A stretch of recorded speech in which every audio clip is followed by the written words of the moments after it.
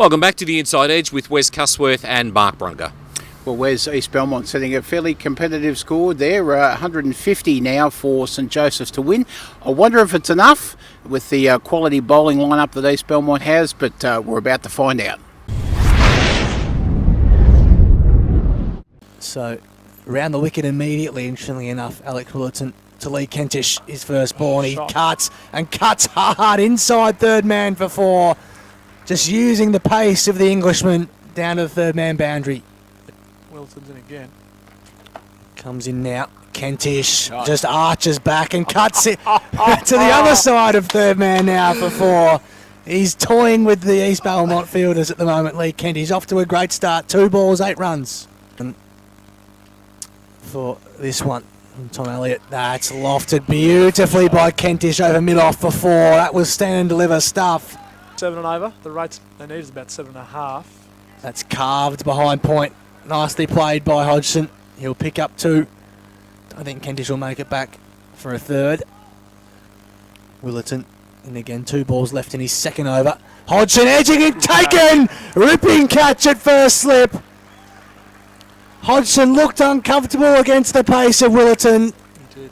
Was a fantastic catch at first slip, going low to his left, which is always tough. McMahon bustles in and pulled powerfully by Kentish for 4th of mid-wicket. As Dylan McMahon comes in again. Right arm over the wicket. And he's got him outside edge. The huge one for the Lions. It's McMahon with the strike, and Kentish goes playing his favourite stroke. A thin outside edge through to the keeper. And they're 2 down. As Dylan McMahon comes in to Parker, who's carving to points. Oh, there's a big chance to run out. He's halfway down, and the throw was too loopy. Had to throw off balance. Field. Both right-handed batsmen. Lineker in, he's sweeping, big appeal. The Englishman liked it. Umpire didn't. Through for a leg bye. For Parker behind square leg there. As Williams comes in, and he's There found that gap. Jeez. Victor the Predictor comes through again, and 4 runs for Parker. Slightly easier for Chris Williams. Williams in again, down the wicket. That's a big hit too, and it will be out. What an absolutely fantastic catch in the outer out there. They need something special here as Elliott continues. Yes, Elliott back and driving that down the ground beautifully over the top of the fieldsman and away for 4. Ibbs, beautiful shot. Yeah. Great over from Wilton. He comes in again. It's bowled to Ibbs. And Ibbs dancing down the wicket. He's hit that very, very high. The fieldsman's camped underneath it, and he takes the simplest of catches. So a great result there for East Belmont. Ibbs on his way. And taking the catch out there. Tom Elliott taking the catch out there. Beautiful catch. Camped himself under there for a fair while, Josh. Yep. Had a very, very nice pair of hands indeed. Well, Chris Williams continues the attack. Down the wicket and stumped. Beautifully tricked into that one. Magnificent bowling by the leg spinner from East Belmont. He's been working on that all afternoon, and Justin Foss has fallen for that hook, line and sinker. Stumped by the wicketkeeper for East Belmont. And another wicket falls. 5 for 79 now for St Joey's. That's another run to St Joey's. 5 for 82 their score. 68 from 26 the equation here at GMHBA Stadium. As Williams comes in again to Purcell. Purcell looking to pull this and pulls it straight to Sean O'Neill at square leg. And yet another wicket for East Belmont as they pick up their 5th wicket here this afternoon. The 6th wicket, I should say. 6 for 82. Or is that 5 for 82? No, 6 for 82, 6 for 82. it is. Yep. So Purcell, the batsman out there, he's on his way.